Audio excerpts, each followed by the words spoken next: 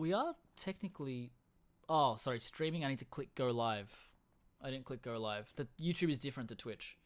All right, I'm now. literally a boomer when it comes to going live, so I'm always like, what do we do? Just click the link. For okay. sure. There we go. Oh, All right, I hear We that. are actually live on YouTube now. I can see us.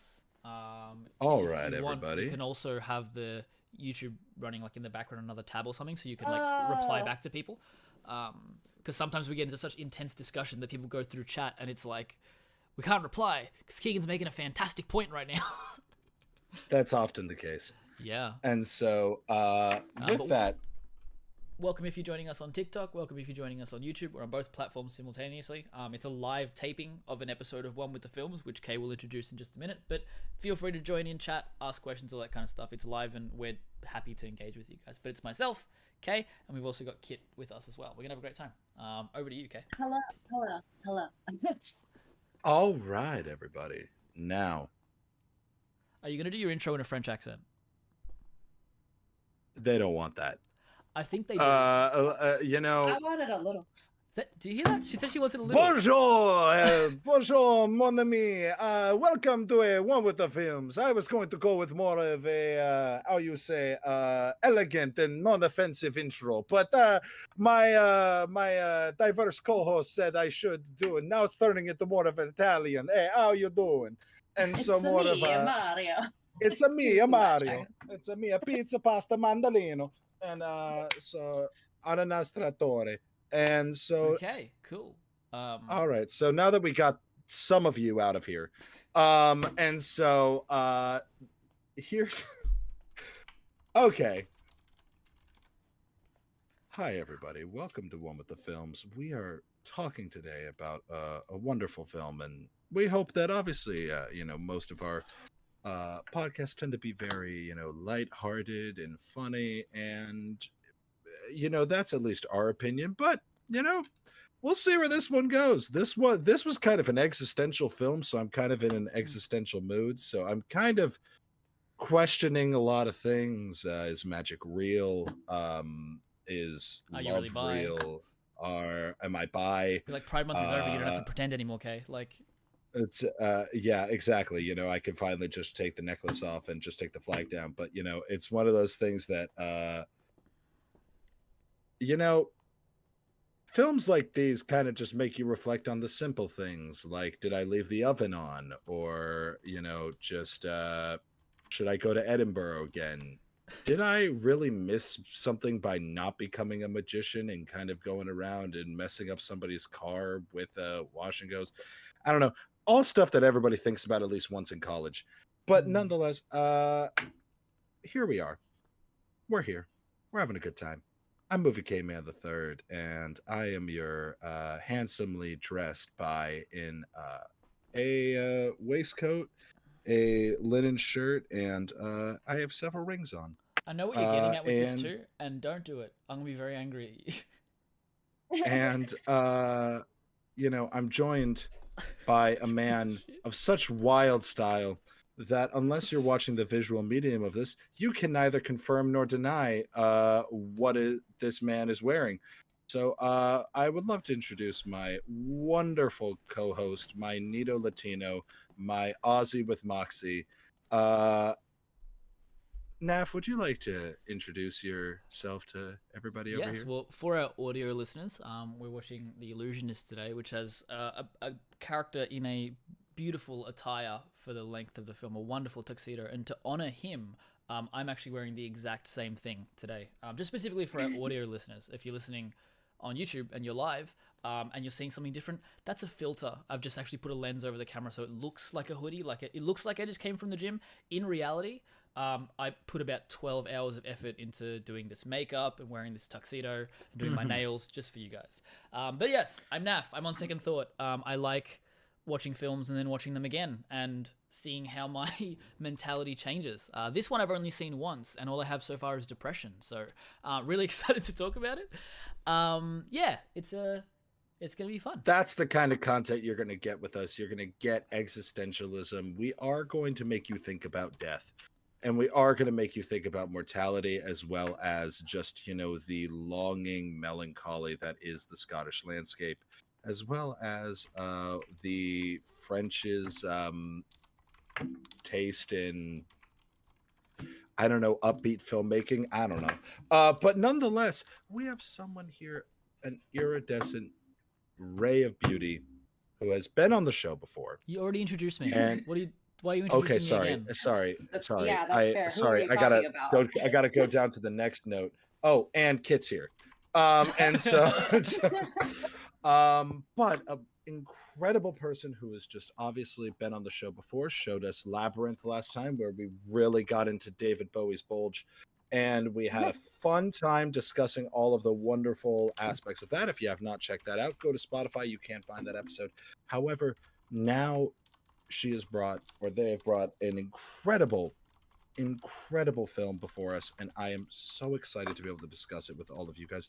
Kit, would you like to tell a little bit about yourself to the wonderful people who may or may not have known your content? Do you want to do that? Just introduce yourself. Hello, my name is Kit. I am a Merrier Place on YouTube, on Instagram, on TikTok, and mostly I yell at transphobes on the internet, but I also cosplay sometimes, and I also talk about movies that I like and games that I like and et cetera, et cetera. So I am a double Scorpio, so I brought this very melancholy, sad film to these lovely gentlemen, and that's my fault, and that's on me. And that's on me. And that's on me, and that's on being a Scorpio moon. Listen, being a Virgo, I like pain. So, That's so true. Yep. That's kind of where I'm at with this one. Like, that's kind of just where I'm at with this. But and it should be said that you also are such of the films at your defense. You also are the Hobbit's number one. You're the Hobbit's bravest soldier.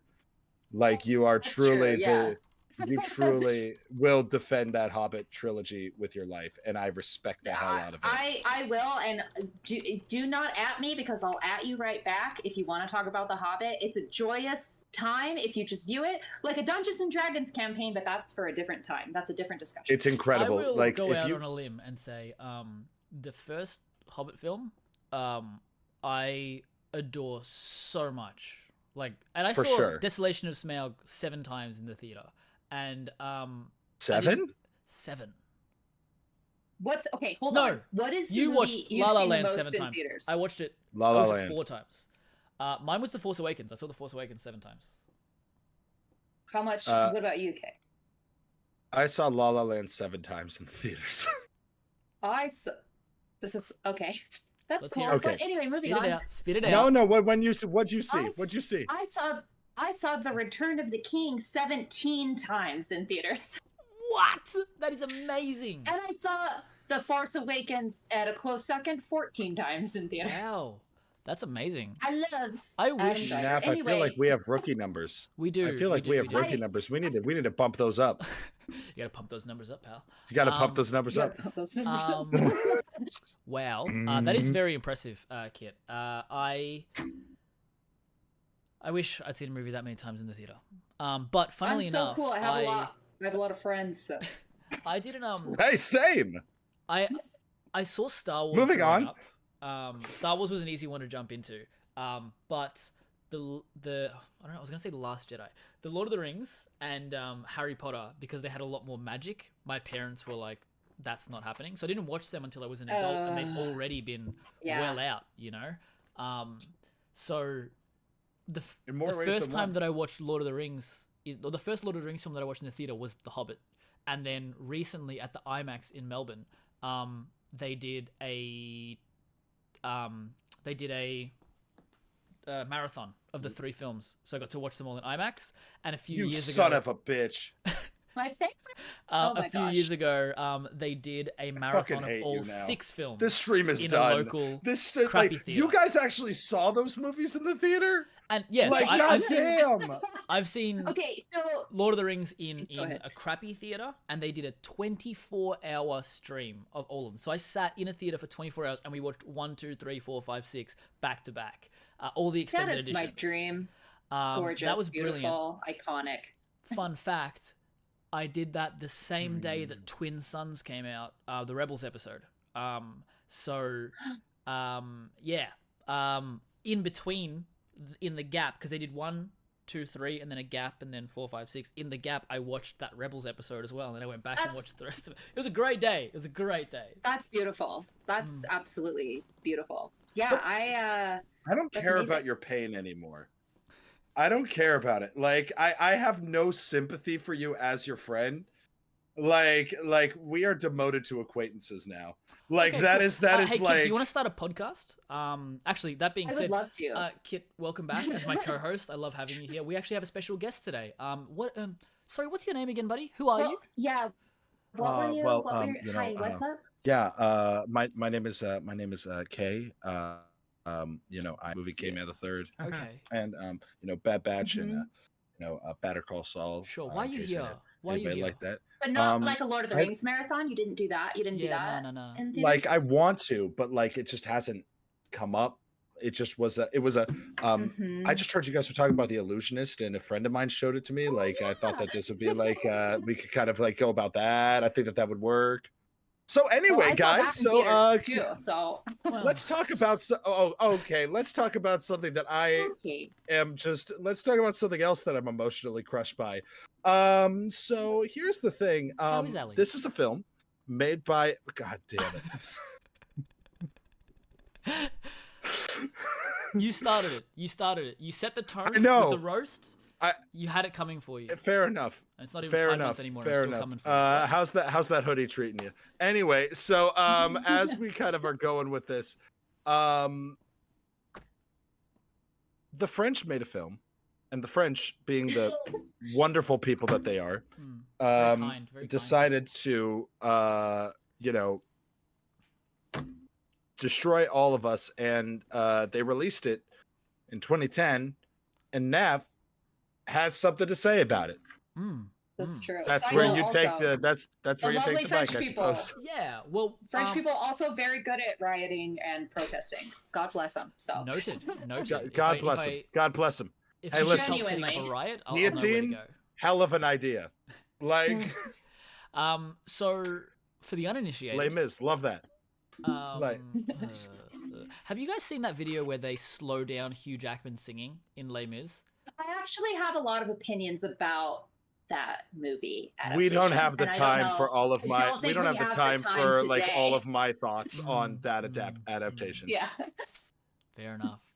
For our Um, visual Anyway, God listeners, bless I'll 'em. give a little bit of an example. Okay, noted. Well, Tom for the Hooper, hire me. I uninitiated, could be one of your actors.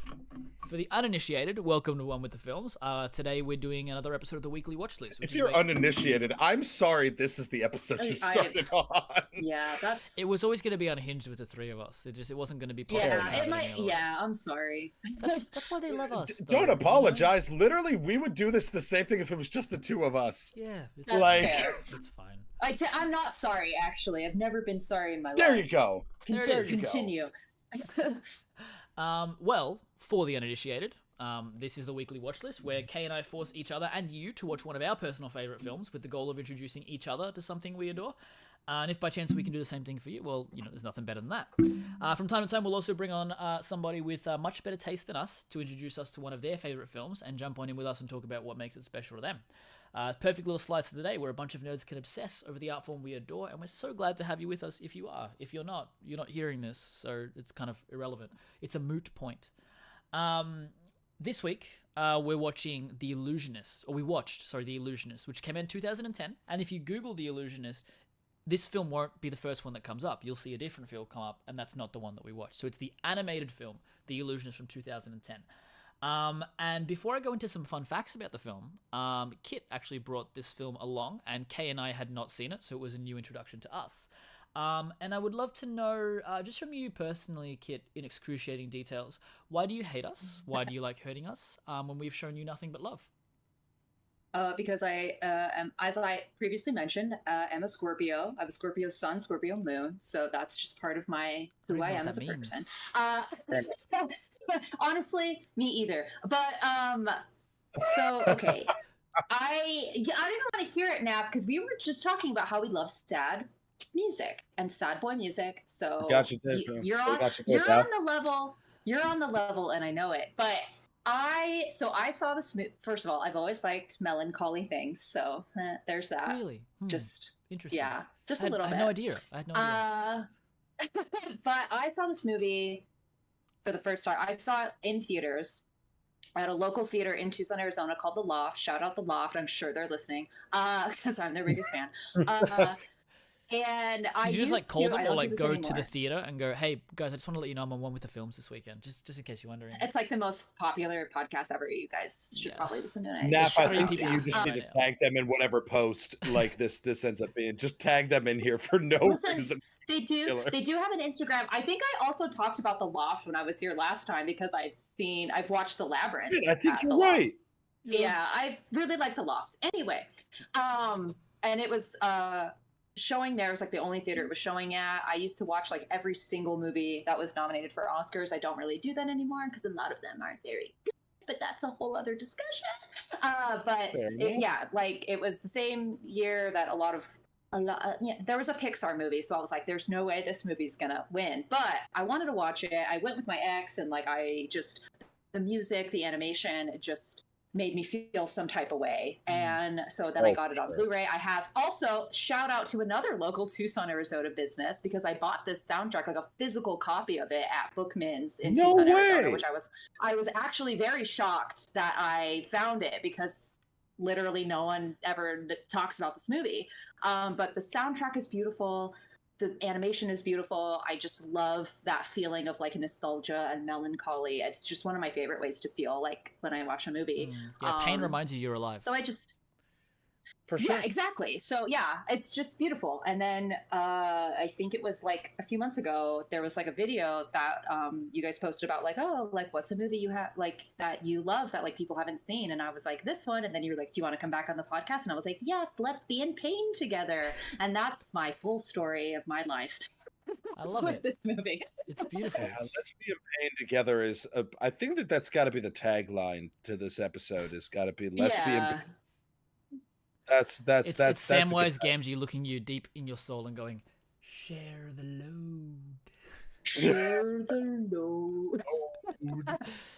But yes, to that point, Naf, obviously talking about it, do you have any facts for us about this film? Facts? No, I have none. I have some things that I've made up.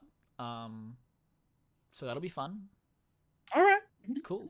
Go ahead. Sure. And yeah, just a reminder, let's hear it. none of this is accurate. I made it all up. No, I'm kidding. So some fun Nothing's facts real. about The Illusionist.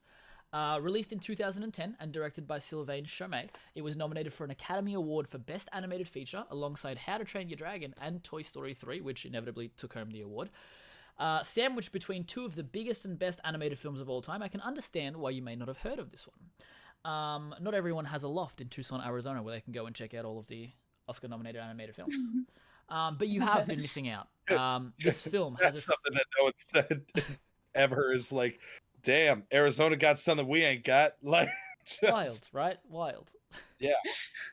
That being said, this film has a 7.5 out of 10 on IMDb from only 36,000 reviews. It's got a Metascore of 82, and it also has a 3.8 out of 5 on Letterboxd, which users of the app will know is the ideal score if you want to have a good time with a film. Any higher than that, it's pretentious. Any lower than that, garbage. So 3.8 is the number. The film is based on a previously unproduced script that was written by Jacques Tati, and it depicts an animated version of himself. The film features minimal dialogue and tells an intimate and realistic depiction of the struggles of an artist and art form after it's no longer in demand. The animation style is reminiscent of the Disney Renaissance era, while also introducing some newer technologies like CG to craft a uniquely beautiful work of art. With only $17 million to its name, it brought home some disappointing results, at only $6 million at the box office after opening in only 3 theaters to a $38,000 opening weekend. It peaked its release at 206 theaters and ended up making $2.2 million domestically and $3.8 million international for a total of 6. And 13 years later, we finally caught up, thanks to Kit. You're welcome. What can I say?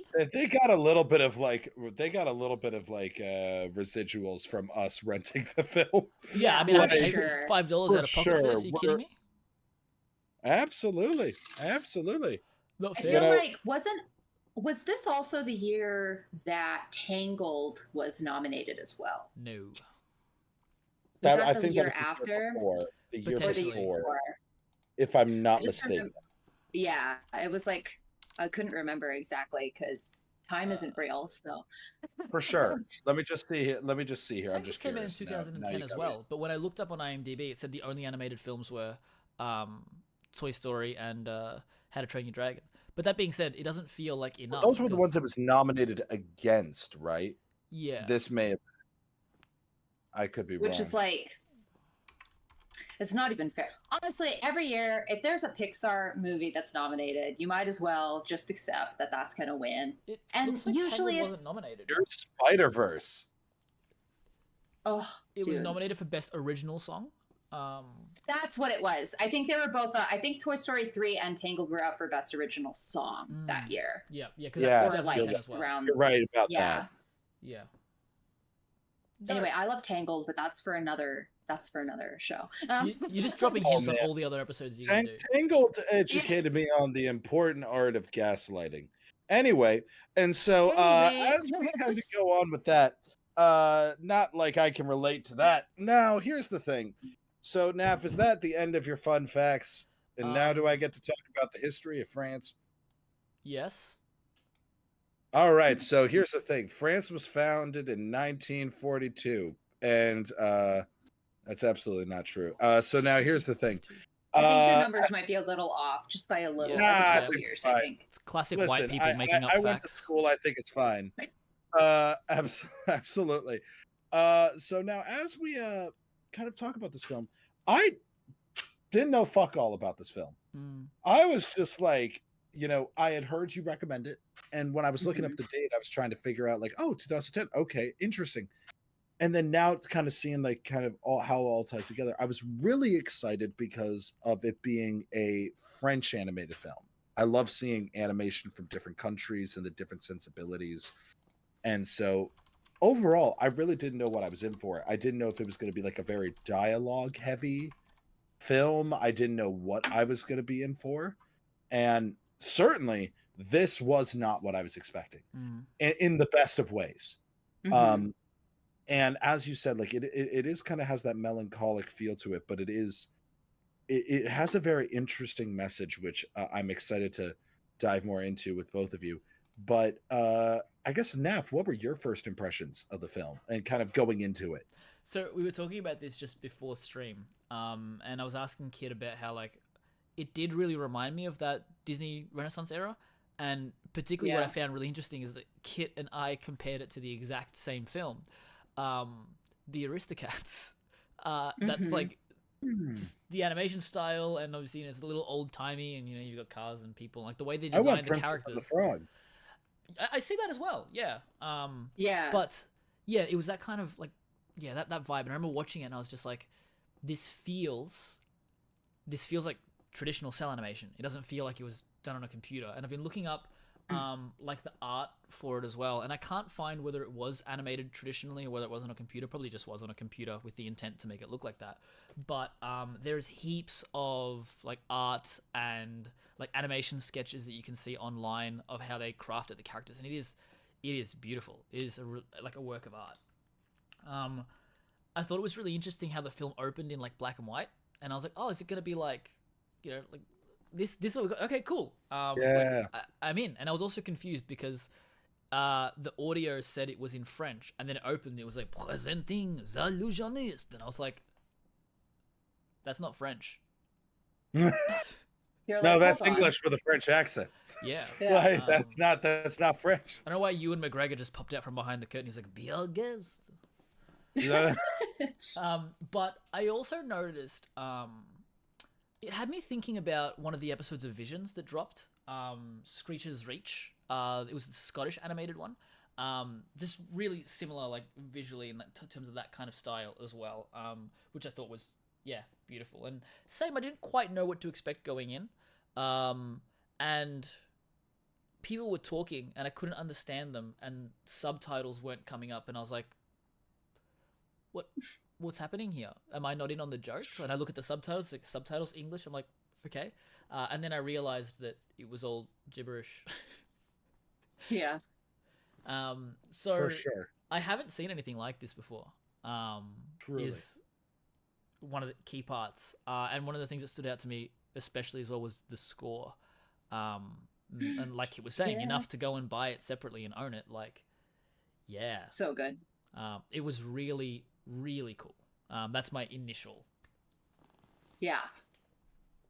thing. And going back to obviously when you saw this film for the first time, Kit, like Mhm. I want to know kind of when you saw this, what your first impressions were, if you can kind of remember back to that, like kind of obviously it's Yeah. stuck with you. So I'm very I curious as to did. kind of like in that moment of kind of experiencing this for the first time, the things that really stuck out to you, the moments there. I'm just curious to know where your head was at. This is interesting because I was just talking to my husband about this because when I first watched it, I mean, the score has always stuck out to me and the animation has always stuck out to me. And I've always been like, ever since, I mean, literally since I was a kid, I've loved just like, I love slow movies. I love Mm. just taking in and appreciating that. And I love atmospheric things a lot. I was like a huge fan of like Sofia Coppola's Marie Antoinette when it came out because it's all vibes, all just aesthetic, all music, Pure just vibe. taking that in. Yeah. I just love living off the vibes. But like, Oh, for sure. Just raw dogging our mental health right and now, I living off the remember loving vibes. We got this. living Oh, off yeah. the vibes. 2023, living off the vibes. And We'll do it vibes. Cheer. Sorry. yeah. And We both so went those for were the different things routes. that initially stuck out was just the atmosphere and that feeling of just, and this is why like Edward Scissorhands has always been one of my favorite movies since I was a kid because it makes you feel a type of way. It's like a mixture of like nostalgia for something you don't even remember and Back in the day when I had like scissors just for kind of hands. yeah, exactly. I'm like, oh, I Hey, remember when that listen, we happened to me, and all that was tried it in crazy. college. Like that's just that's the thing. Okay. And when You gotta try it once. like What do you mean you by go that? through those difficult teenage years, and do you have something you need to say to us though that like Do I No? have something I need to say? Listen, I have plenty of things I need to say. None which should be said, but they will be said probably should, later on. yeah, I need to say them. I'm not going to because I don't want this to be blocked on TikTok. You know, The you thing, know, the things shadow that I've seen on a banning, TikTok live before, crazy though, thing. yeah, You know, I fair don't think enough. you can be blocked. I don't think you can. I mean, You know, well, you some definitely people can. be like, Let's try. And so, yeah, when you're scrolling a little too late at night and you're like, is this allowed? And then you're like, Yeah. well, I'm watching it now, so for sure, anyway. for sure. But yeah, I love the music. I love the animation. But I think what stuck out to me the first time around was more, because I was really young. I was like a teenager when I watched it the first time. And I kind of remember viewing it more from the eyes of Alice, the girl, and like her being like having all this like, oh, I want magic in the world, and I want to like go see the big city and the lights and all. And then when I told my husband this when we rewatched it before we did the stream, I was like, watching this as an older, jaded 30-year-old is a little bit different because I am totally viewing it from his side of things now. And I'm just like, the way that like the world just makes you monetize your, art and until you don't want to do it anymore, and it just takes the joy and magic out of it. And so I've kind of come around where I see both sides of it now, and that's kind of interesting. But this movie is so actions speak louder than words, and it never. I when I was watching it in theaters, even as a teenager, I just didn't even like compute that there wasn't dialogue while I was watching it because I was so immersed in just like it's like I was like, oh yeah, there's no dialogue. Moving on, because it was just so beautiful, and I just immediately was like in it, and it got me from the get-go. And I listened to the soundtrack a lot, and I think that you mentioned something about this, Kay, earlier, going back to Edinburgh. I listened to the soundtrack when I went on my Edinburgh trip, and we were also driving through like Ireland, and I was listening to it. So this soundtrack just really has a lot of nostalgic feelings for me. I was going to bring up my own Edinburgh trip about this. Please do, yeah. Because I Actually, was like, when you said that, I was like, don't do it. So next Actually, point, okay. what were you saying again? All right. No, I actually do. All right. I don't thought talk while to I you was guys. watching this that it would make you feel a little nostalgic there. Okay, so I would love to hear some of your thoughts. Yeah, Yes. so watching this last year, my buddy who's actually listening to the stream now, we went with a couple of our friends over to Scotland for a trip. We were basically going to do Edinburgh for a couple days, Inverness, and do the Highlands, and then go to England. And I had always wanted to visit, like kind of the Scotland, Ireland, the kind of these lands that just, I've always thought about. And we stayed in Edinburgh, and when I landed, it was night. And so I walked to our Airbnb, kind of along the streets there, and didn't quite notice kind of what the Airbnb where we were at. And in the morning, I had jet lag, and I got up before a little bit of everybody else.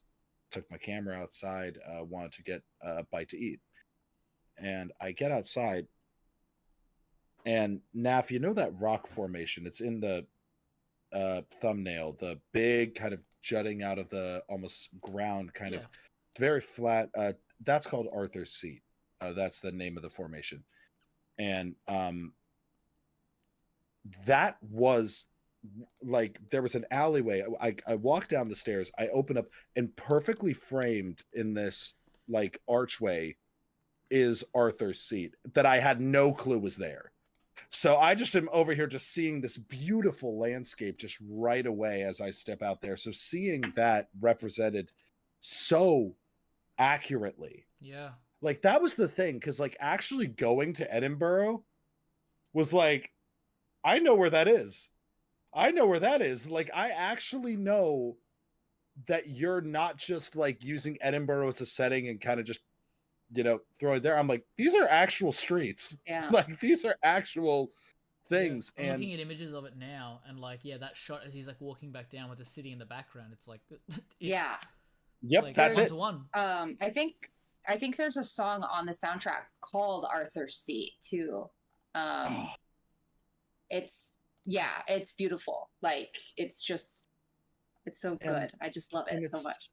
And it's so funny because as you guys both brought up about the magic, I don't know if this was intentional. It is a French film and filmmaker, so I don't know, but the Scottish element to it, which I think it's very particular because going to Scotland, I have never been in a place that I have been more convinced that magic is real. Like Scotland is a very deeply magical, mythical place. Mm-hmm. And I thought that was a very particular choice for a film about magicians and the concept of, almost capitalism destroying a person's passion. And it was very interesting that it was like the landscape, though, is one of the most magical landscapes I've ever seen. And Yeah. I don't know if Kate, you got the same impression, but it made me think about everything kind of a meta way where I was like, I don't know if that was the intention, but that was certainly something that having been there, I was very curious about that choice. Yeah.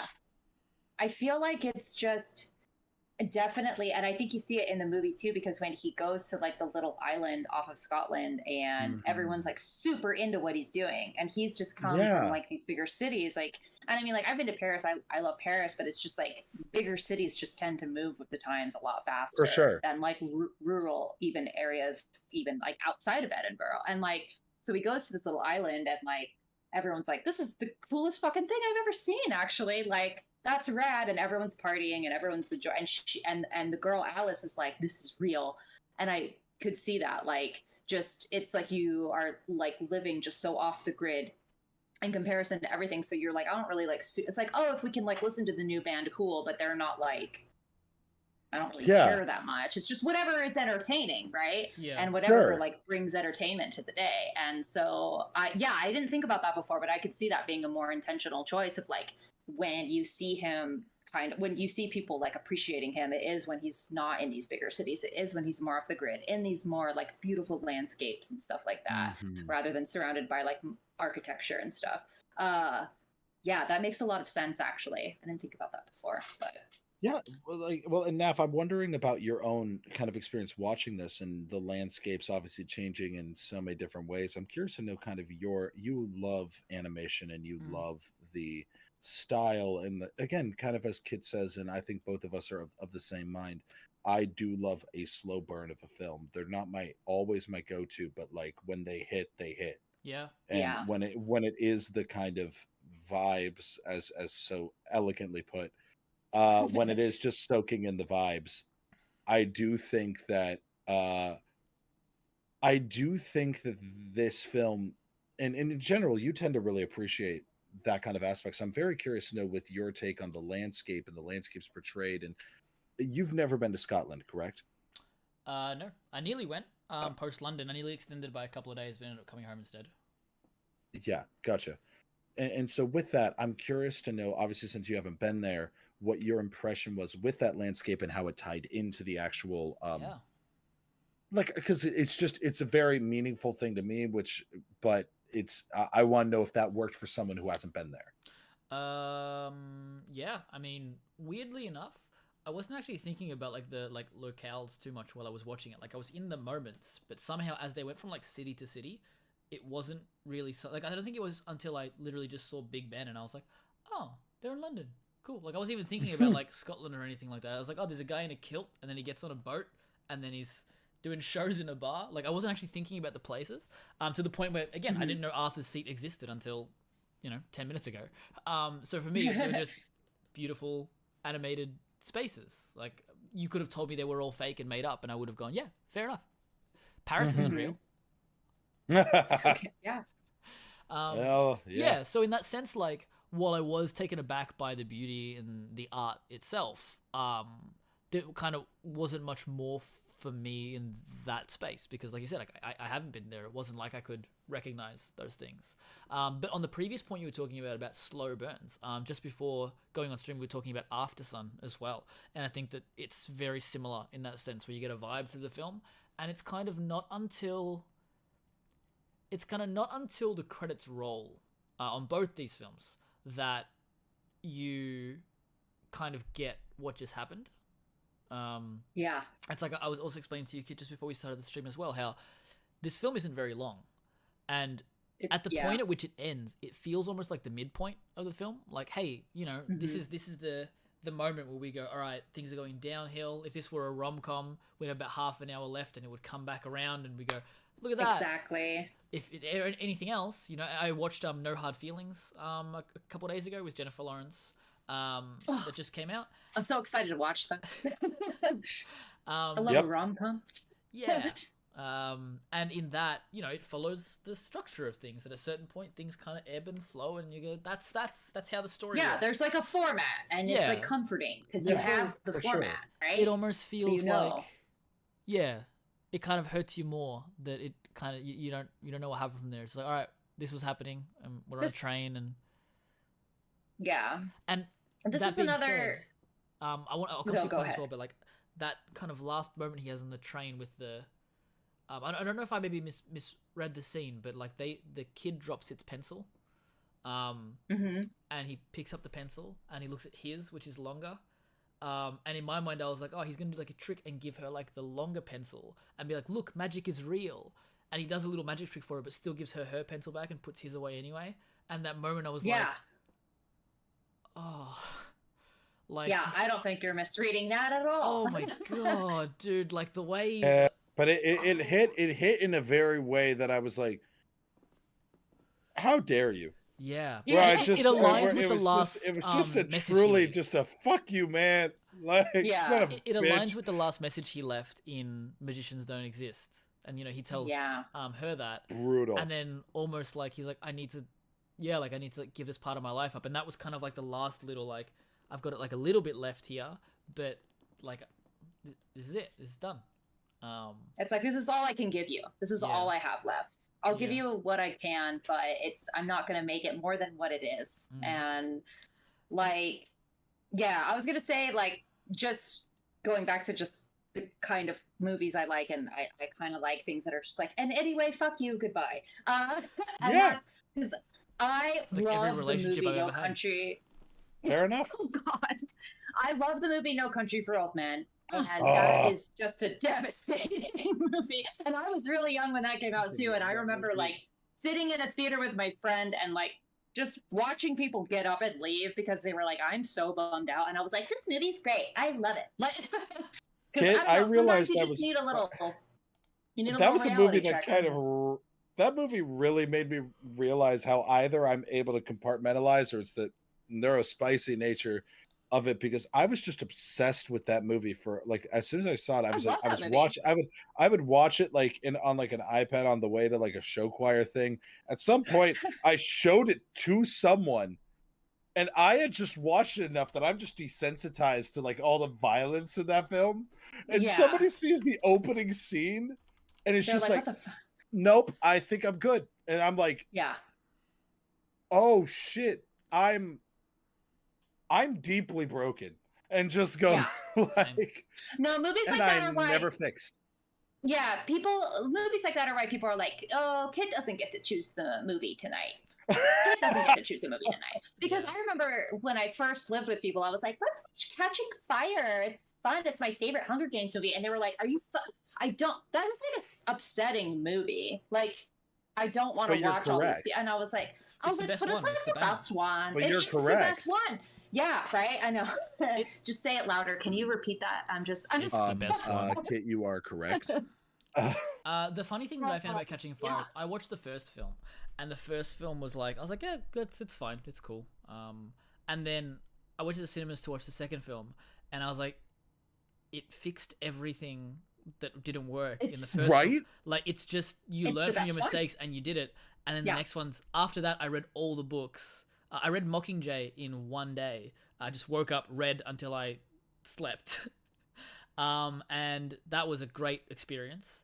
And then the movies came and I was like, I don't think I'm going to read books before I watch movies anymore. It's a rough one. Sometimes it's rough. And I feel like I have to very much, because I'm such a book person and I read a lot of books. So I'm very much a person that has to like mentally be like, they're adapting it and it's going to be different and that's okay. And they need to change some things. It doesn't always work, but that's a really nice set actually. They've got colored pages. That actually is. So yeah. Yeah. But Catching Fire was my favorite book and my favorite movie. Yeah, that so one the same. But The Illusionist, sorry. Yeah, anyway, sad movies. But to your it's the illusion of us like, being on topic for more than 5 minutes straight. I can't, we all have like ADHD? Listen, I can't. For sure. I can only do so much. This is a neurodiverse podcast. So much. This is a neurodivergent queer podcast, and that's just what the vibe. I should just change the name of it from One with the Films to The Spectrum, because we're all on it. Yeah, honestly, that's true. Listen. One with the spectrum. And that's One with the queers. One with the queers. Which is also, I just want to specify because some people are going to be like listening to the beginning when I was like, I like the Hobbit movies, and they're going to be like, you like books, blah, blah, blah. I'm saying you have to watch it, not as an adaptation of the books. That's what I'm saying. For sure. I don't know. Nobody at me. Listen, here's the thing. If you at Kit, you're only adding to her algorithm or their algorithm. Yeah, I will literally. God damn it. I'm so tired. Okay. I'm so sorry, Kit. No, it's absolutely okay. I'm at this point, honestly, where I'm just like, any and all pronouns are fine. I don't exist. Fair enough. So, fuck yeah, dude. Good one, bro. For sure, yeah, man. I literally. Hell yeah, brother. Hell yeah, brother. Hell yeah, brother. Let's talk about The Illusionist. So did you also have a crushing sense of like existential dread when you realized this fucker just put money in an envelope and just a little sheet of paper that said magic isn't real, and then like, had a moment of that's also in English? So he had to translate that, and then he had to like write it down for her. And also, so brother, I need a question. I have a serious question because in order to truly understand, I'm tired today, guys. I didn't know, is this his daughter or like, is Alice? Who's Alice to him? Who is hold on, Alice to because him? I really have an answer to this. So Thank reading you. about the background of this movie, the reason Sylvain Chomet decided to do it, allegedly, I've read a few things about how this was kind of like Allegedly. a love story kind of to his daughter, because he wasn't around a lot, and so it was kind of just like his almost like atonement to his daughter, I believe. So it's So very Alice much a is supposed to father be his a daughter figure, yeah.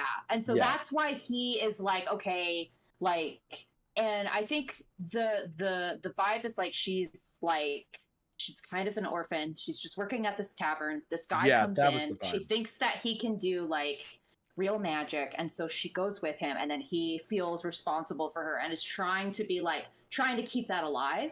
Like he's like, but he's doing all of the stuff on this because he's like, it's just sleight of hand, it's not real, and I want her to think it's real. So he's taking all these odd jobs, and he's like getting into financial ruin because he wants to keep this like magic alive for her, and then he finally just like dries up because the world is just shit to artists. Yeah. Anyway.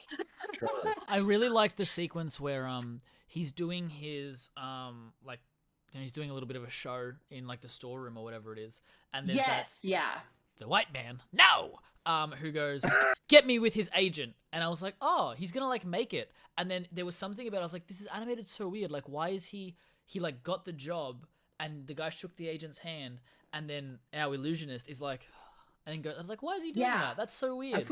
And then it hard cuts to him in the window doing and I was like, oh, with like perfume, dude. and like, and it's just like, yeah. And it's just that thing, and I was talking to my husband about this, where I was like, and listen, I'm just like a vigorously anti-capitalist person, so sorry for anyone that doesn't like that. How do you feel about Kate, the do we strike you as a wrong, particularly pro-capitalist podcast? Do we strike as like and I just, it's this that is your choir thing preach. where like people that have art as a passion, and this is something that I've felt and I've talked to people about, because it's like, I like doing photography and I like all these things, but it's like when people are like, well, you should just start a business, just start a bakery, just start a photography business, and I'm like, I will literally hate it if I have to make it my job. But the world, because you have to make a buck. Yeah, and it's just like, it's that, and it's also just the fact that it's like, I want to do this for joy, I want to do this because it's my expression, and like, capitalism doesn't allow you to do that, and then you have to turn, because it's like, I mean, one of my sisters like went to school for music. She was like really good at viola. The second she started really honing in on that in like I'm gonna make this my life kind of way, she was like, it's not, I don't like it anymore, I have to do it, I don't like it anymore. And I think that like watching this, like being a little older, like just that hit in a different way in this recent rewatch, because I was like, yeah, of course, it's like, no, I want to like bring joy to people, and this is just selling shit because I have to make a quick buck. And it's like, not that there's like, and I understand why people do it, because there's not inherently anything wrong with that, but I can see it sucking the joy out of it for people, where it's just like, this isn't why I learned how to do this. Like, well, you know, when we make content, right, like I think about this often.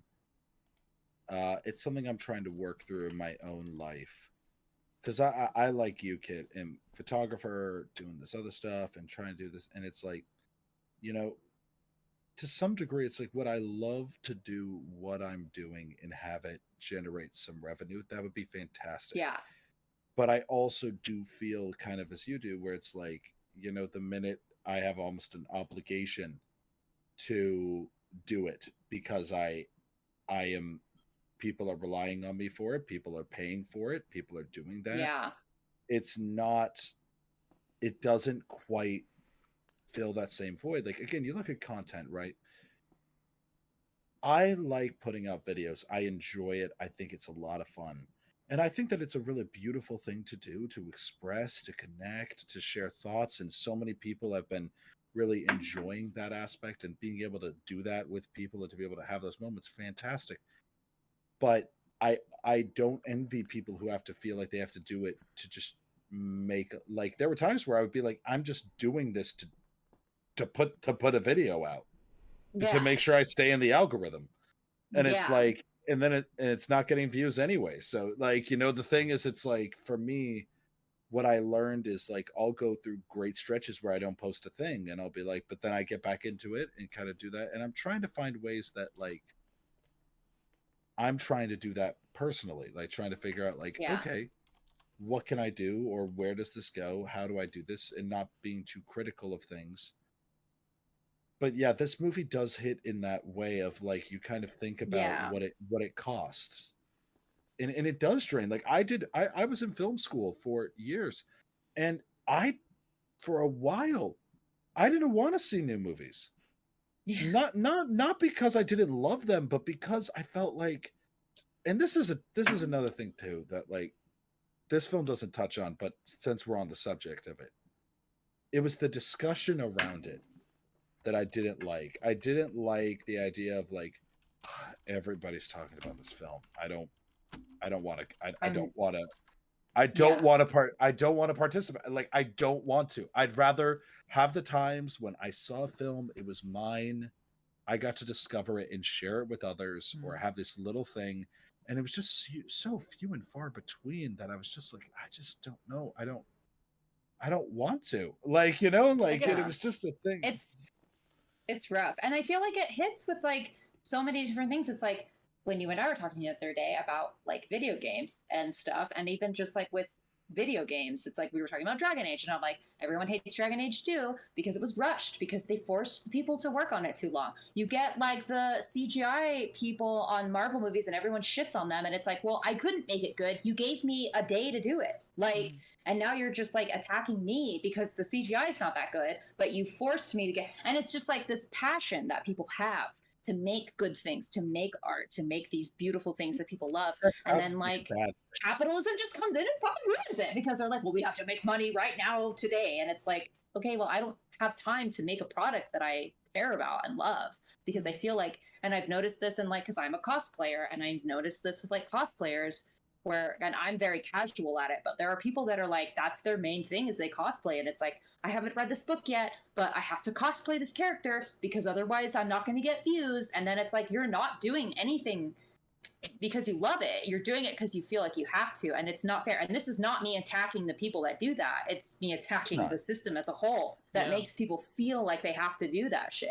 Where it's like, if you go 3 weeks and you don't want to make a video, you shouldn't have to. You should be able to just wait and make something quality that you give a shit about. Yeah, like there's a guy, like there's a guy that we talk about on here. He's a friend of the show. We haven't had him on yet, but I got a chance to sit down and talk with him at Star Wars Celebration.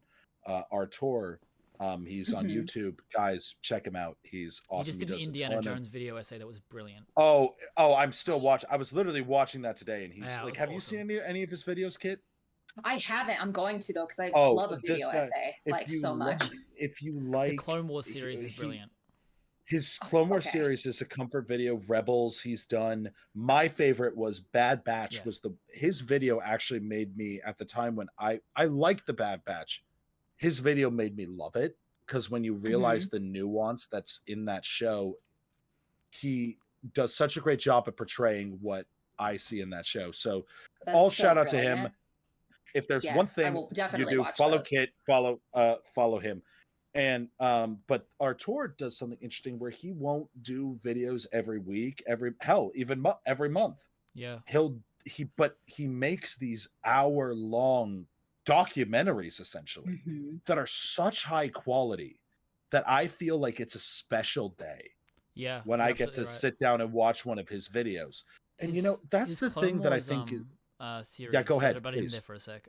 His like Clone Wars series is across 3 videos, and each one is like an hour 20. It's like nearly 4 hours of content where he's explaining the history of Clone Wars, its ups and its downs, and how it disappeared and then came back, and how like it's very in depth. That's and it's so incredible. Cool. I mean, he basically makes these things documentaries, and that's kind of when you're talking. Passion project. What? Like, that's beautiful. And I've talked with him about it, and he talks about like, he's been able to now with his Patreon and things, been able to kind of make enough money and revenue to be able to kind of do it, not full time, but to be able to actually make it a priority to do things. And it was very interesting talking with him about that. And lovely guy. And it made me think about when you were talking. It's like I think that the world in this film shows it. People got to pay rent. People got to do it, and Yeah. they would much Yeah. prefer to do something that they love and do it than something that they don't understand, don't care for, don't do things there. However, people take advantage of that. It's kind of why you're seeing the Hmm. writer's strike right now. Yeah. There's a ton of Yeah. people, myself included, who would drop anything to write for a TV show and will take pennies Mm. because they're passionate about it, but they Hmm. shouldn't have to. Like, you know, Exactly. like it's a I- thing of like people have just ran on that for so long that Mm. it's just ridiculous. Kit was talking previously about particularly like visual effects artists and how they obviously have a passion for things. And you look at things like, you know, MCU films that, like, yeah, in the grand scheme of things, like the timeline's quite low and it means that things can't look as good. And I was thinking about how I don't think it's very often that you would come across any creative that doesn't want to make the best thing possible, right? And I suppose Yeah. sometimes Yeah. you look at some MCU projects or even some projects that come out in Star Wars or these things that, you know, huge, you know, there's an overseer that's kind of making everything, right? And you can kind of see where these people may be like hurt a little bit by it. And you look at something like, I guess you can really see the difference in the kind of projects that are made via a focus group and the project that is made via just giving somebody the free reign and the blank check to make whatever they want to make, right? Yeah. And you get to see within that, I suppose specifically in like the Star Wars like universe, when you compare some of the newer films that go through this, how The Last Jedi as a project Don't do that it. is led, Yes. Let's do written it. and directed by somebody with a blank check to make just here's the universe, here's the keys, make whatever you want, compared to a Rise of Okay, so Skywalker or tired. Force Awakens. I'm so tired. That You and Nat are like, feel a little bit more like, you know, yeah, like you feel the difference in the love of You the do. craft there of somebody For going, sure. I love this universe so much that I want to just pour everything into it. And then you have the other side of it of like, we I have want to- you to love this universe so much, so we're going to show Oh, you the things yeah. that we want you to love about it, as opposed to just showing you why I love it. This And that's where is projects like going- Andor as yeah. well, Tony Gilroy coming in and going like, I'm not showing you your Star Wars, I'm showing you my Star Wars and my passion, and that's why it works. And Bad Batch is like that as Yeah. well. And Yeah. that's why Mhm. those projects stand above. You know, early Mando for me was a bit like that as well. I was I kind of agree. This feels like old samurai story, like space western. Like, It's a yes, Western. This is Yeah. sick. This is Lone Wolf and Cub. Let's go. And then when it becomes, hey guys, remember the Star Wars? Remember the Star Remember Wars? this I'm thing? like- Yeah. I'm like, This is like a huge thing about Lord of the Rings trilogy versus The Hobbit, because the Lord of the Rings trilogy was a passion project. The Oh, yeah. Hobbit was Warner Brothers looking at Peter Jackson like, you got to do this, you got to do that. And like, obviously I'm not giving it 100%, like obviously Peter Jackson like made choices, whatever, but it's like, you can tell that there was a lot of studio interference with those movies Yeah. versus Lord of the Rings. And I think they looked And at something like I- the production yeah. of Lord of the Rings and saw how they did, you know, year on year on year. And they're Yeah. like, that's a good way to save money. We're You're going to gonna do that just- again. Yeah. And when you look at the behind the scenes for the production of those films, you see like Guillermo del Toro put a lot of work into The Hobbit, like the first film, The Yeah. Unexpected Journey.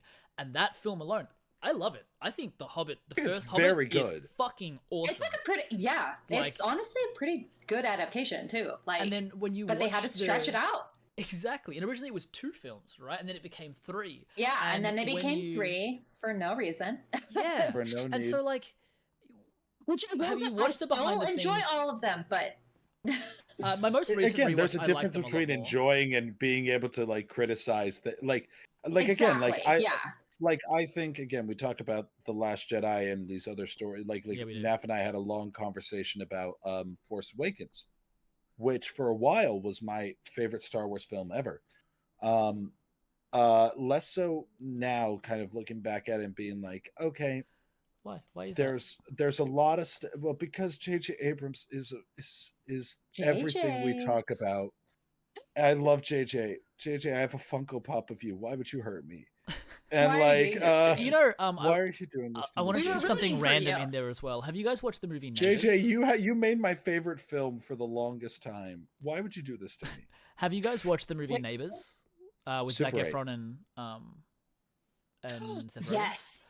Okay, so Yes, one yes, of the yes. funniest jokes that I've ever seen in history on a movie was in that film, and it's when they get Which the kid, movie? Neighbors. Got with it. Zac Efron and Seth Rogen. Yeah. They get a kid and they try and get him to infiltrate the thing, and they give him these glasses, and he looks at himself in the mirror, and Seth Rogen's like wife's character goes, he looks like J.J. Abrams, and then it like hard cuts to just him looking at himself in the mirror, and I was like, he looks like J.J. Abrams, and that was like in a post Force Awakens where I didn't know what a J.J. Abrams was before, and afterwards I just look at that. Every time I see that, fucking hilarious. Just Oh yeah. Oh yeah. It's so so stupid. funny. Oh my god. Oh yeah. But on The Illusionist itself, right? We were talking about how Going back. it, Yeah. it Is that what shows listen? in depth, like you said, exactly, like kind of what, like how the universe, by trying to prop you up, brings you down. Yeah. Oh, for sure. And it's painful, I think, especially as like a group of like the three of us being like creatives, and even like, you know, my dreams and Kay's dreams of going like, you know, one day our name will be on that screen, you know, like it's gonna be something we made. And then it's also like, okay, but there's the fear of like, when I get there, am I gonna be the Greta Gerwig of it, who you watch her and she's just in love with what she does and it's the most precious thing watching her direct, or do you hit it and go like, oh, this is real and I hate it and it's a job and I want to go home? Exactly. Like you never And know. there's You never know where you're gonna be. Yeah. There's such a big business side to Hollywood where it's like you even like read about like actors that are like, I had to do this role in order to do this role. And it's like they're even doing stuff that they don't really care about because of studio demands and all those things and contracts. And it's just like, on one hand, it's like, obviously, yeah, it's like, seems really ridiculous to complain about it. Cause it's like, yeah, I would love to like do stuff like that. But then it's like, in actuality, it's like, what? I don't know. I don't know if I want someone telling me like what I have to do at all times. Like, it's just it's the catch-22. It's hard, and it's hard, I think, for artists. And another thing that I really appreciate about this movie is that it does not romanticize or glorify the starving artist. It's very like, it's really fucking hard, actually. The scene with the clown, That fucking broke me. Also, welcome Marley. He's in chat on YouTube. yeah. Oh, hello. Hello to everyone. Hey there. Yeah, Hello to I everybody. forget we're live, and I'm like, oh god. Honestly, Just though, rambling. Just chatting. It's okay. no one's listening. Like, let's Fine. see. You know, the bringing up back to the point of like just doing things because we enjoy it. Listen, I tell people the fact that we have one listener baffles me. And I'm like, you know, and I will take the fact that we have what, Naf, like a rousing, like what, 24 on average? 24 what? People that listen? When you think about something like putting that, yeah. those people in a room with you, though, Yeah. like listening to, that's a lot. I think that's like, I had like one really random video go viral, and it was like 500,000 likes, and I was like, I can't even fathom. And that was like a one-off because that never happens. And I was like, what the fuck is going on? Actually, it's really crazy. So when I just have, like if I have two people that even listen to me, I'm like, that's a lot of attention that I was not prepared for, actually. It's more Which is attention than I've ever had in my another life. part of being, another part of being a creative, where I feel like a lot of creatives are like, don't perceive me, but I also need you to perceive me to get out stuff that I want. It's that No, line. don't look at me, but also please. Yeah. Where is it? What was this song? But it's one of those things where I do think it's an absolutely beautiful thing with this film. And again, as you said, it breaks your heart when you see that clown moment. Dude. And then when she comes and she brings him soup, and that's why he's like, oh, okay, someone still cares about, I'm gonna cry, it's fine. You were saying No, something it's previously there too, Kit, that reminded me of because we were talking about Noah Kahan before stream as well, and it was that he has a line in one of his songs, in No Complaints, that came out on the new album, which is I'm in love with being noticed and afraid of being seen. And when that line played, I actually like I was like, I'm gonna be this clown right now. That's where we're at. I'm gonna puke right now. Yeah. Actually, is what I can't, like, it's really difficult, and I just, because like I was like a theater kid growing up too, where it's just like, no, I love performing, but then It is when giving people are theater looking kid. at you, it's like I am, and I love it.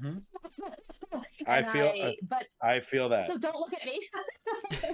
Oh. But look at me, but don't. Mine was I remember watching the productions at school and being like, I wish I could be up there, but like I couldn't do it. So I was like, that was my part. I feel like now I would love to. Oh, for sure. I would really, really love to be in a musical. I would really love that. You'd be great in it. Which musical? Do you have a favorite musical? I mean, like if there was like not necessarily Any type- one that exists already, but like anything. Just like the idea of, I've been and watched heaps of them now, and I've seen productions for things like, for example, like Les Mis here, which even the production in Melbourne was incredible, and I was just like, I had a friend that like was there. You'd be good as Orpheus in Hadestown. I haven't seen Hadestown, so I'm not sure. Hadestown is really good. I've only listened to the soundtrack, to be fair. I've only listened to the soundtrack. I've never seen Is there a but movie it's really version good. of it that I can watch? I don't know. I don't I'm think sure so. that there's definitely not a bootleg somewhere on the tube of you. I'm just watching the live, yeah. My favorite musical is actually Sweeney Todd, but another really good musical is Once, because it's also I was going to suggest Once as well. Would Math be so good in Once, actually, though? I was thinking the same thing. I was like, know, if not, was it adapted, you just got to do a Camden accent, which you kind of got. It's a movie. Yeah, Once is a film, too, so you should watch it. Okay. And you heard the song Falling Slowly? You heard the song Falling Slowly? I'm not sure. Falling. It's very you probably good. Have. It's one of my favorite. I love that song. It's beautiful. I'll forget about that song every so often, and it's I've seen that one live too, actually, which was I got a chance to. I got a chance to see that too, and it's a beautiful. It's so good, yeah. It's a beautiful some production. kind of like. The goal of the dream is to be part of any kind of production, I suppose. But I always really liked the idea of musical, because like I'm a musical person too. I like singing and I can play some stuff. I can't dance, but and you're good at it. Oh, stop it! You are. Yeah, but it's I always would have really loved to do that. That'd be cool. So, Kay, if you're ever casting a musical, and you need a Mexican boy. I'll play. I want to play Miguel on stage from Coco on a live stage production. Oh, Coco. Fair enough. That's so good. When they inevitably hire the white guy to do the live action Coco, you know exactly who. In the defense of the people, a white guy directed the animated film, so he did a great job. Good. I think as long as you. Which shout out to Marley. My people know what they're doing. You know what I mean? But shout out to Marley. Name one time a white person has ever done something wrong. Name one time. I have to go. Colonization. I have to go. So shout out to Marley in chat as well on the Real Lovers podcast. I got to feature with them a couple of weeks ago, and he's doing the Letterboxd to top 250, and Coco was the film that I went on to talk about. So we got to talk about that for a couple of hours. It was a great one. And you guys can find that episode to stream on our page. It's actually here on YouTube, and it's on Spotify if you listen to on demand, and it's also available via the Real Lovers page directly too. It's like a crossover episode. Kay's going to appear on there soon and talk about another film too. That's correct. We don't know exactly what film, but I'm sure to talk about. It will be a delight. Marley, who's in chat, like they're doing the Letterboxd top 250. There'll be something in there you love. He's got a whole Google document where he's just got people. So jump on. I gotta follow that. Yeah. I gotta follow more podcasts. All right, Marley, I'm gonna find 250, and I'm gonna find which one, and we'll see when we get there. Yeah. That's exciting. I just sent him your @ so he can follow you on TikTok and reach out. For sure. Exciting. And so with kind of, I want to know with you guys, like with this film, there are obviously these beautiful moments. Like one of my favorite things was seeing her come out in her dress, and seeing that yes, but like then also seeing so pretty. I want to die. I know. I wore. I don't know if you can see it. Oh my god! Fancy dress. I It's bought this for my great. friends, Chris and Beautiful. Emily's wedding. So shout out to It's them. beautiful. I Yeah, thrifted Chris it. and Emily, in addition to the loft, you will get tagged in the social Chris and media of this Emily, the video. Loft, Buffalo Exchange in Tucson, Arizona, where I bought this dress. Exactly. So we got all of Listen, those. Let's me just like tag U slaying of in A my in there hometown. while we're at it. All Tucson, Arizona. Just all Arizona stuff. We'll The tag Dirty 520. we'll also tag ASU for no particular No, reason. we won't. We'll do it. No, I'm just kidding. I'm just kidding. I'm just- Listen. I went to Listen. one semester at U of A, but I have loyalties. You know, it's a thing of I don't care about sports, but anytime I see either. somebody at my work, Two of anytime my- I see a Wildcat, I always just say, "Well, the bathrooms are over there," and I just like, that's more Two of a of my- visual two- gag for people that get it. Two of my dearest friends graduated from ASU, and I don't care about sports, so I don't. Oh, I I don't really care didn't. about it. Thank you. I'm so glad that we're Oh my considered that God, close. yeah. But You like, would- wow. Listen, if it were MySpace days, top 8, you guys, top 8. I'll take top 8. Listen, I always say 3 or nothing. You know, just third or nothing. Listen, you're If not you going to ain't get first, first. you're It's well, listen. If you're not going to be first, don't be second, because second means you just weren't first, and then third is at least you got the top 3, so it's like an honor to be nominated. So you got to just kind of that's you got to It's go an for honor. third. Makes a lot of sense. Listen. And so, speaking of things that came in third, let's talk about the Illusionist. And This so, movie wins no awards. this movie, now, like, the thing about the beauty of this film is how visually driven it is. The fact that this film, as you said, dialogue ain't important. The visuals are. You could watch this whole film on mute. You'd miss the incredible score, but you could. And it's beautiful. Like, just everything that they do, every little detail, they're just so goddamn good at what that they do here. And it's why I love the nuance of foreign animation and kind of the idea of like, it's why it's like for me, Naf brought up Visions earlier. One of the most brilliant things Lucasfilm has done was doing Visions, just from a standpoint of giving these animation houses a chance to have a big platform. And one thing that I just haven't got a chance to watch season 2, because I'm like, I just want to be able to sit down and watch the animation, and it's tough because I just want to radio listen to it all. And it's like I can't do that. It's animation. Like, part of the art is watching it. And like,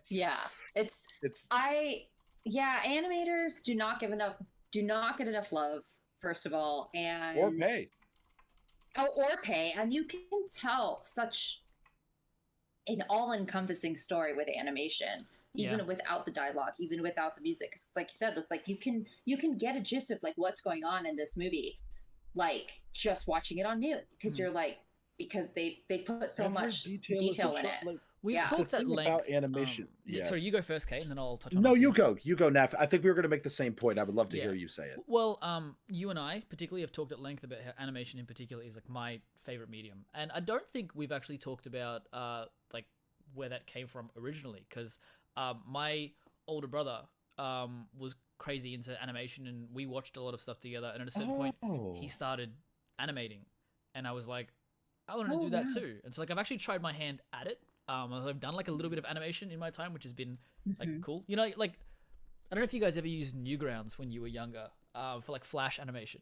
But we'd use like stop motion, or no, not stop motion. We do sprite animation. So you'd take like the sprites that they use for video games like Legend of Zelda or Mario or Pokemon or stuff like that, and you would use the existing kind of setups that they have to animate them into doing things. Gotcha. Okay. Yeah. So I've done a little bit of like that in my time, and so I've enjoyed animating too. And I was always kind of like, I wish I could do more of that, but I wasn't amazing at it, to be honest, and I didn't have the patience to like really sink my fingers in.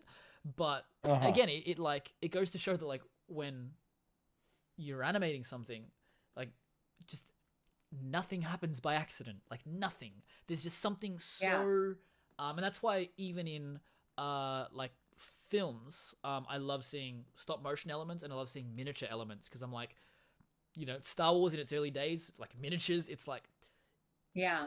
I know you're still filming in real life, but like nothing is an accident. And I think we talk a lot about how some of the greatest directors, your Spielbergs, your Scorseses, like the way that they work and how they work so well is they're solving problems on the day. They're going, okay, this didn't work, or this person didn't show up, or like we need to shoot again, or you know what, it might look better if I move the camera here instead. It's like you don't, like in the animation, it's like you get There's still your brief imperfections. assembly. Yeah, and Yeah. you kind of you make it work, and everything that you look at is there with some kind of intention because it's had to be made for it. And obviously that gets even bigger with your stop motion, which I'm really excited for us to get to Kubo and the Two Strings hopefully in a few weeks as well, Kay, because I reckon you're gonna love that.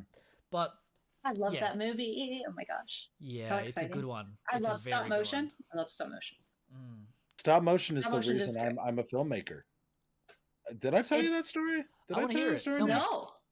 Since we're Yeah, at I the have moment. not heard this. Stop motion is the reason I'm a filmmaker. The reason that I am even here right now in LA, or in this life in general, was I was a fan of movies, but I was really into Lego as a kid. What a Lego kid, and I found that I was on Lego.com often because it was like early days when you're like your parents have like allow you to be on like a few websites but don't give you full reign of the computer yet because you're a kid Yeah. and you're Yeah. like they know what you would try to find, and it's like, and so the thing is, one of the things that I'm sorry. Eliana popped in with ASU as a surprisingly good hockey team, and They like, share an arena with an NHL team. yep. Well, hey, listen, Wow. Were I you guys- did not. listen, Yeah, guys talking I about think I've ASU heard that at some before. listen. Forks up, baby. Forks up. Listen, Eh. but to the point of the animation. Just kidding. Love y'all. uh, Anyone that can and survive so- this heat deserves my love and care. So. Honestly, very true. And so, but like, what happened was I essentially, I kept seeing these stop motion Star Wars videos, like with Legos, and it was really well done. And I was like, oh, that's kind of cool. And at some point, my neurospicy ass was like, okay, I could do that. And my dad had a cassette tape camera because this is where the neurospicy comes in. I didn't understand that it was a lot of times done with an editing software where people will take the still photos. Mm-hmm. So what I did was, because I didn't know that, my dad's camera was an old cassette tape camera, which meant it kind of just always was running. I taught myself how to do stop motion by, instead of taking pictures, taking seconds on a tape. So I was editing all in camera. And Wow. I have ADHD. I have all this stuff there. And it was one of the things where my parents realized at some point that I was meant to do this, because I couldn't sit still for a long time. I couldn't do a lot of that stuff. But then I would spend an hour, because this was one of the first times also as a kid. I tried it once, was so like frustrated with how long it took. And so you saw like a couple of seconds when they moved by themselves, and then I would just move them with my hands and just kind of do this all in a long take.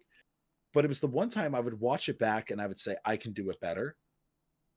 And I would do the same story over and over and over again, trying new things to do it. And I got to a point where I remember doing one without my hands, where I had two things turn, look at each other, bow, and then do this. And it looked like it did it on its own. And I was like, wow, that looks like how it does in other things. Weird. But then I started experimenting. And the best part about it was, as a kid, all I needed was a couple of hours and the camera.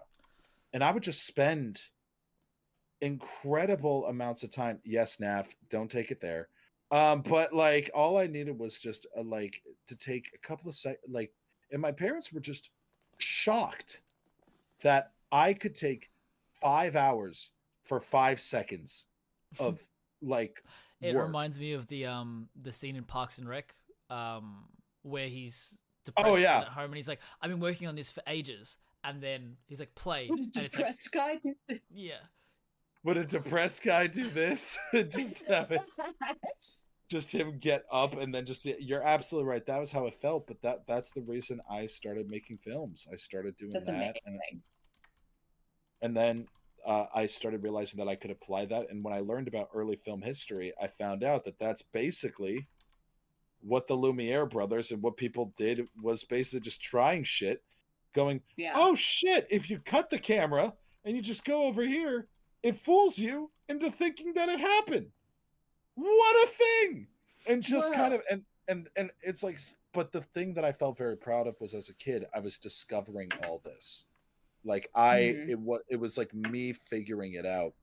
And I feel like that's what animation allows you to do, is you can do it essentially by yourself. Like not these, but like you see animators and it requires, as you said, just a talent. Everything requires, because how could you not? You're working on seconds at a time. You think about Spider-Verse just came out, hearing how long it took them to make that movie, and how like a lot of the, and also like you're hearing a lot about how that production was handled, and again, the capitalist nature of it. Now I get it, but I'm also like, it's annoying because you look at it and you go like, it worked, it's perfect, but was it worth it? Was it worth it? Yeah. Yes, it was. I also think with animation, it's just that thing where it's like, obviously, like, there's so many things you can do, like in real life too, and with CGI and stuff if you have the budget to do it. But like with animation, it's really like anything you want, basically. Like really, imagination is like, truly, you can do so much stuff. I just started a and show that's on why Netflix. I like when it's this and it's not trying to go for super realistic, because I'm like, this is animation for a reason. Yeah. And I just I was saying that I just started a show on Netflix called The Midnight Gospel. Have either of you guys watched this? Yeah. Shut up, dude. I love Really? that show so much. It's Oh so good. my Have you God, finished Kit. it yet? I'm Because the on the last last episode episode. made me weep. Yeah, I'm really terrified for the last episode. Please, But please message me about it. Okay, I definitely sorry, will. I didn't mean to scream. No, that is I'm so glad because I've love watched it. it. That and was just your visceral reaction to that needs to be clipped. Like I can't believe that I came show. across this show. Like there was a TikTok video of Duncan Trussell just talking about stuff, and I was like, wow, he's like really, he gets it. That's wild. And then in the thing, it was like The Midnight Gospel, and I was like, I think that's a show. I looked it up, I started watching it, and Kay, I'll tell you, and for the listeners as well, the premise of the show, it's so wild because it's scripted, but it's not scripted. What it is he's literally sitting down, he's doing this. He has a podcast episode with somebody, and they just talk about the nature of life and death, and these really profound things, and then they animate it, like think Dan Harmon and Harmon Quest, like that kind of vibe, where they basically take the audio from the podcast and they turn it into a show. The most just extravagant animation, and they have these crazy deep conversations. And there's I think insane my husband stuff and I watched happening on the them background all one night. Yeah, there's so much crazy stuff happening in the background, and somehow I want to do that with. I want to do that with. That's kind of Bruce and bullshit. Was maybe we should do like, I don't know, pints in philosophy. I don't know. Like the thing that's really weird about these episodes, and what makes it really special to me and unique, and like I've never seen anything like it, is that while it feels like just a conversation that we're having, at the same time there's a story in the episode, and I'm like, I don't know. How did you do this? Did you sit down for the podcast episode and have like cue cards of like, and at this point the person's going through the machine and turning into meat? Like, I have no idea how they did it. It's so unique. Or the was main it just character, like I listened back and like I listened back and I just started. Did we go back and edit constructing it and make it in like my head? this? Yeah. It seems like almost it's a conversation that they had on the podcast. And then he takes that, writes an episode around it, and then comes back and goes, let's have the same conversation again, but I've added in stuff that happens in the background. That's what it feels like. But I reckon you would really like it, Kay. And it asks a lot of really deep, philosophical, existential questions that yeah, that kind of suit the way your brain You had works. me at So- existential. yeah. Yeah. But that being said, we come back and we wrap around Illusionist quite a bit. And one of the things that I love about this kind of Marley says poignant pint podcast. That's a good idea. But That is what we're gonna do. the thing that That's I love the about name. One. That's the I love a name. pint. I'm writing it down. But the thing that I love about animated movies, is that like it's really impossible to take an animated film at face value and just go like, that's what it is. You can't have a conversation about it without going, it feels like this and it reminds me of this, and the artist that worked on that Yes. also worked on this, and where did he get the influence from? Because all animators learn from one another. And so it kind of like, animation for me, even though it's the least realistic art form, I suppose, in terms of the visual media, also feels like the most realistic, because it is a parallel to like real life and the experiences that you have and the people that you meet and how you learn and take on things from the people around you, and that becomes you through your art. And it's so just like the easiest way, I think, to express those like thoughts that you can't really like, I don't know, like it's difficult sometimes to be like, this is how I'm feeling, how do I get that across? And you can do Yeah. whatever you want in animation to get that across. So Yeah. And that's seeing why other, I love animation too. Yeah, and seeing other like what's the word? Like I can't think of the thing, like universe, I suppose, like Star Wars through Visions and Marvel through like What If and things like that. Like you can see that the creativity, it has its space here, and I think particularly something like Star Wars Visions is where that stands out a lot. Well, Yeah. Star Wars But- animation in general has Yeah, yeah. always been a cut above even the films themselves. Like like the animation there, like the thing with animation is animation, I think, is thought of as one thing, when animation in by its very nature can be anything you fucking want Yeah, it to be. it's endless. Yeah. Like I've wanted to do this for a long time. I just don't know how. I've wanted to do something about imagination and the concept of imagination for the longest time. But I'm like, I want.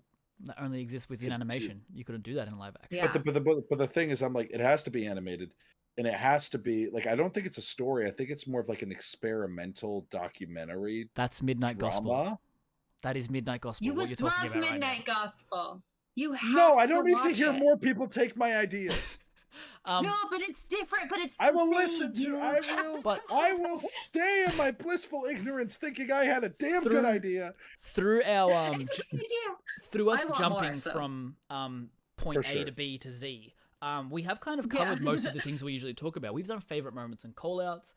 Outside of the feeling of existential dread that it gives you, I don't think the three of us have any negatives or notes for the film.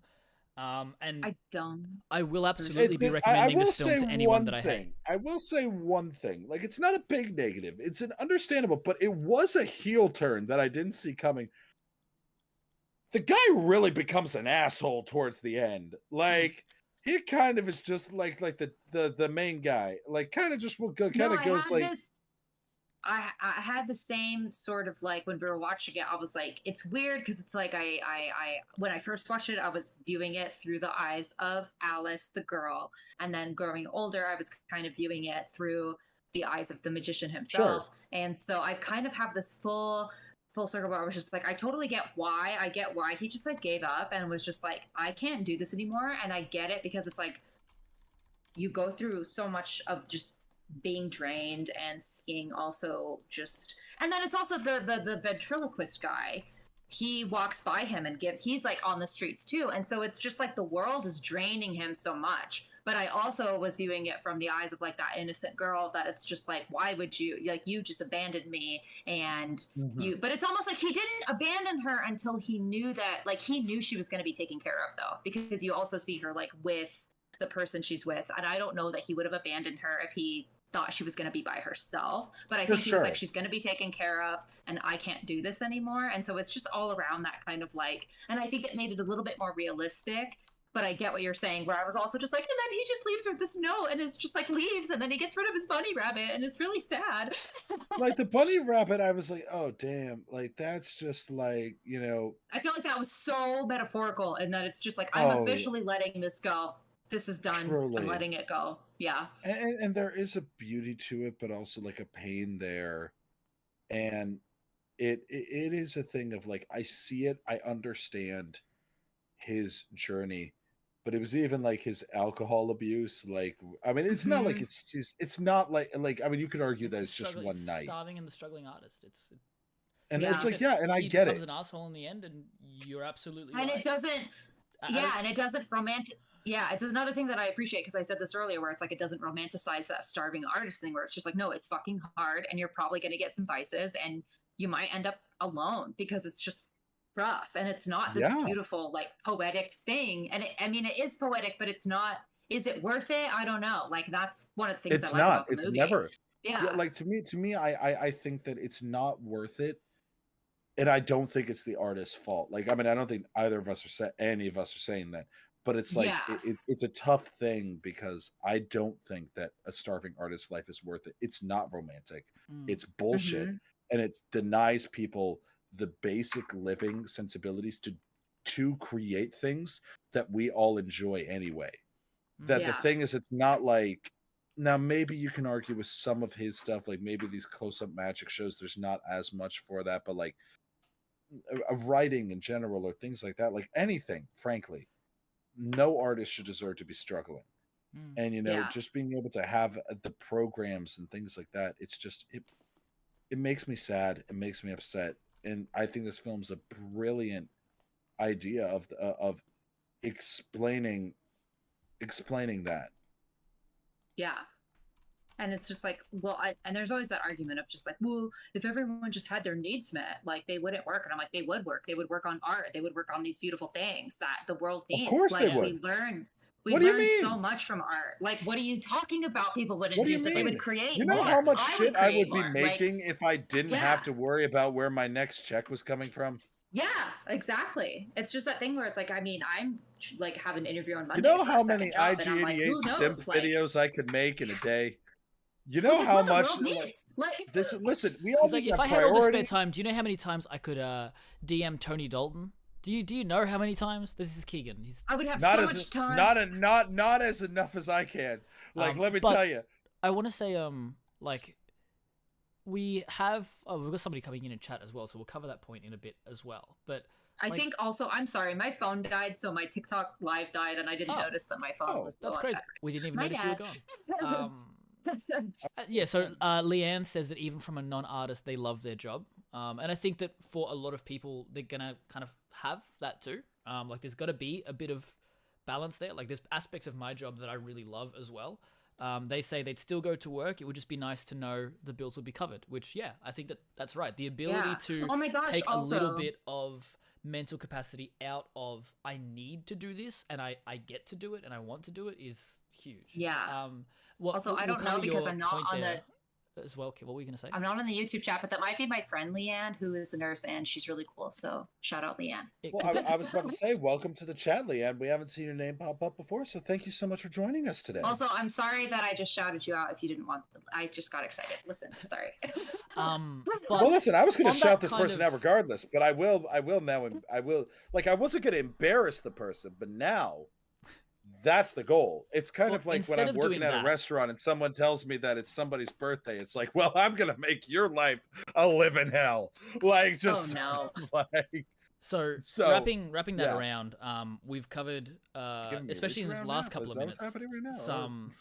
Hey, never mind. Just keep going. I was gonna say, like, in the last 5 minutes or so, we've fine. covered some It's fine. deep, dark, existential stuff. We've covered a little bit on how the world needs to change so that art can prevail and we can all be happy as, artists that aren't starving.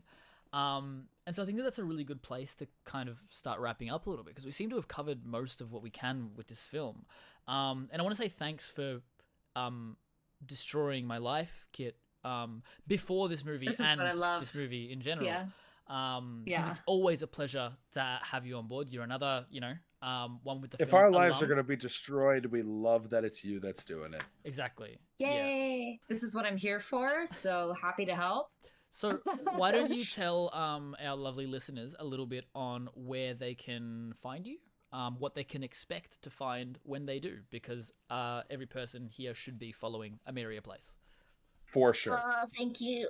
So you can find me. I post the most on TikTok, A Merrier Place. And again, I do a lot of varying things. I talk about books. I talk about movies. I talk about video games. I fight bigoted people, Those which are I my favorite shouldn't. ones. But listen, I like yeah. when you stitch somebody Sometimes- who's insanely religious, and I'm like, I'm ready. Let's go. Sometimes I get a little spicy. So there's just that. But yeah, on the lots spice. of cosplay, a lot of just chatting. You can also find me. I do have a YouTube. I do have an Instagram. Instagram is A Merrier Place. YouTube is also A Merrier Place. I don't have a lot of stuff on my YouTube right now, but I am filming a playthrough of my canon playthrough of Dragon Age. So if you are a BioWare fan, if you're into playing video games, I'm going to be posting more videos of my playthrough of the first, second, and third games, leading up to hopefully the fourth one coming out at some point. But yeah, other than that, you can follow me on TikTok, and I also, if you love Tolkien, follow me on TikTok because I will absolutely talk to you about Tolkien anytime, any day. I love Lord of the Rings the most, but I have a lot of I'm ADHD, so I have a lot of interests. So that's all. Goodbye. I don't know if I showed you this last time, Kit, but like, look at this. So this is my little like Lord of the Rings corner. So I've got this copy. Oh of my Lord of the Rings, all gosh. 3 books in one, and then in there. So the Bilbo's beautiful. last It's song, Smaug. the production things. This is the baby Smaug. Yes. Yeah. Hey, sure. I have that one too. And then up here, I've got all these books by David Day, which are the Tolkien dictionary. Yes, I don't have all those, but I have. Yeah, I have that top one. I love.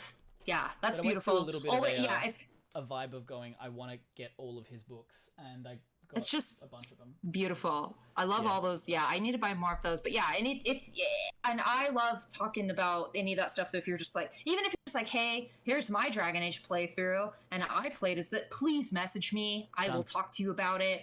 Kid and I literally so- had like a couple hour long conversation about that the other day. I love it's- Dragon Age stuff. Also, if Kit ever does lives or has these things there, as you can tell already, Kit is one of the best conversationalists I've had. Like Spook, Kit, like truly, like. Hi, I'm here as well. I don't bullshit. Well, Neff, I said what I said, It's a and given. The point you stands. know, my point stands. And so, at like just like real talk. It is always a pleasure when we have you on here. Like you're just always just so funny and so charming and so lovely. And it's just one of those things of you always bring such interesting choices that provoke the best conversations. And I love getting off topic with you. It's so much fun. We do it so well. You know, I love so hanging well. out with you guys. Yeah, we do it so well. I love chatting with you guys. It always just feels like, and it's weird because I haven't met you guys in real life, but it always just feels like I'm just hanging with my buds. Hey, Diane chatting. Con. I will think of other sad movies to make y'all watch. For sure. And we have check a out- little bit to go before then, so we Check got a out couple After more Sun. in the chamber.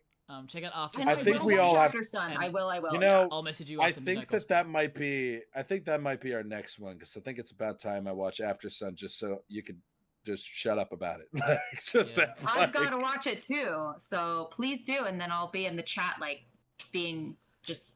And this reminds me of this movie that's not related. Let's talk about that and get you guys off topic via the chat next time. Yeah. Talking about After Sun. Mhm. See, Oh, beautiful. for sure. Well, you guys can find me at On Second Thought across most platforms. The easiest way to do it is On Second Thought on Instagram, and then using the link tree to find anywhere else. So TikTok, YouTube, and obviously we've got our YouTube channel for One with the Films as well. And One with the Films has its own pages as well. So if you follow either one of us, definitely go and follow One with the Films on TikTok and Instagram, so you can get information directly from the stream of the podcast. And then you can also see me and Keegan doing our own things where we talk about different stuff as well. So I talk about a lot of Star Wars, I talk a lot about movies and TV, and I simp over Asajj Ventress, and any other dangerous looking woman that could probably kill me. I'm interested. As you should. Yeah. It's I'm there. But yes, that's a little bit of where you can find me. And Kay, why don't you round us out here, bud? Like, where can we find you? And then you can close out. Well, here's the thing. So, you guys can find me at Movie Man Opinions. I am on Instagram, TikTok. Obviously, we have the YouTube channel, which was One with the Films, which previously used to be my channel that I have a lot of other reviews on there if you're interested in doing that. And I'm very excited to be able to talk more about you guys. I just have started sharing a little bit about my pride journey and about my coming out as a bi-romantic ace man, and talking a little bit more Yay. about that. I am talking about D&D as well as just life in general. I am trying my best to just try to take a lot of the thoughts that I have up here that typically only Naf hears because I make him. And I really want to embrace being able to share a little bit more about that with you guys. But you can hear me talk about Bad Batch and pretty much anything. And with regards to the podcast, guys, please share these videos. If you enjoy it, let us know. Get in the comments, subscribe. It really helps us out, as you know. I assume you do. And thank you for those of you who continue to watch. It's just been delightful to be able to share this with you. Obviously, Kit, thank you once again for spending your night with us and having a great time. We are Thank just you. so and this film was incredible. Definitely go Oh. and watch it, guys. It's available on app, like you can rent it on Apple TV. I saw on like Redbox it might be free, but Redbox is weird, so Redbox knows what it did to me. And so It made so little money, like, so you should give it your money. it's debatable. Like it's a I want to go blockbuster and thing. Venmo the director just directly, just like, hey, here's like Yeah, if $10. okay, if I liked it. parlez-vous français, Venmo. And Bonjour. so bonjour. Bonjour, bonjour, But bonjour. Look how's there, Raglan been? Nico. Okay. Well, so anyway, here's the thing. You guys can find us over here, and as my friend Raglan says, an old apple